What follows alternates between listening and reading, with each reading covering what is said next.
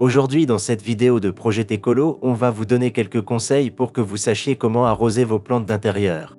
Bonne vidéo les amis!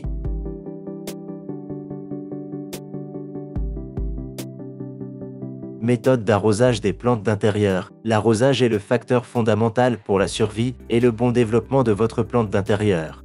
En arrosant correctement, selon les besoins de chaque plante en termes de fréquence et de quantité d'eau, la plante sera belle et se développera correctement. Il existe différentes méthodes qui peuvent être utiles pour mener à bien cette tâche. L'arrosage par le haut. Il s'agit d'une technique qui consiste à verser l'eau directement sur le substrat, à l'aide d'un arrosoir à col étroit. Pour bien faire, il faut veiller à ce que l'eau ne tombe pas directement sur les feuilles, ce qui pourrait les endommager. L'arrosage par le bas.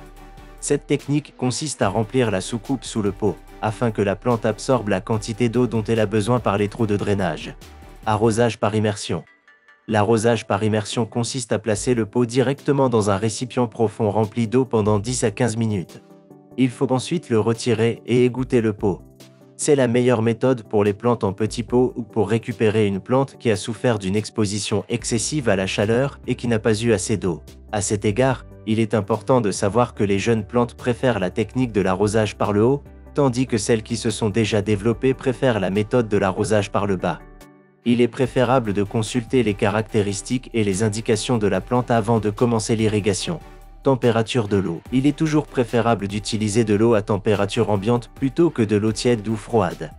N'oubliez pas que les températures extrêmes peuvent nuire aux feuilles des plantes et les endommager gravement. Si vous constatez que l'eau de l'arrosoir est trop froide ou trop chaude, laissez-la refroidir quelques minutes avant d'arroser la plante.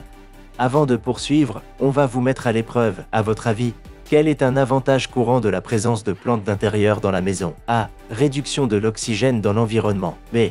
Augmentation du stress et de l'anxiété. C. Amélioration de la qualité de l'air. D. Augmentation de la consommation d'énergie. On vous laisse jusqu'à la fin de la vidéo pour trouver la bonne réponse.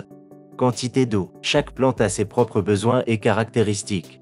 En règle générale, si la plante provient d'une région tropicale où il pleut régulièrement, elle aura besoin de beaucoup d'eau. En revanche, celles qui poussent dans des endroits plus secs, comme les cactus du désert, n'auront pas besoin de beaucoup d'eau.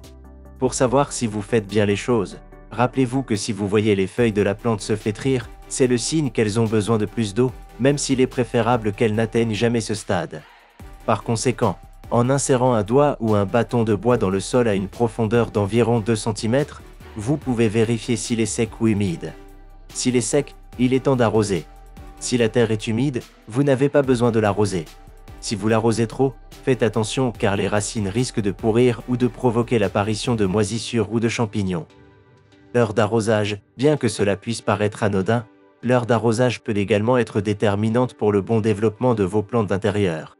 Il est préférable d'arroser le matin plutôt que le soir, car l'eau projetée sur les feuilles a plus de chances de sécher et de s'évaporer pendant la journée, grâce aux températures plus élevées. Si l'humidité reste trop longtemps sur la feuille, la plante risque de développer certaines maladies, comme les champignons. Et pour revenir à la question que nous vous avons posée tout à l'heure, vous avez trouvé la bonne réponse. La bonne réponse est C. Les plantes d'intérieur améliorent la qualité de l'air. Pour en apprendre plus sur l'entretien des plantes, c'est par ici. Est-ce que vous connaissiez tous ces conseils? Dites-le nous en commentaire et n'hésitez pas à vous abonner à notre chaîne. En attendant, à bientôt sur Projet Écolo.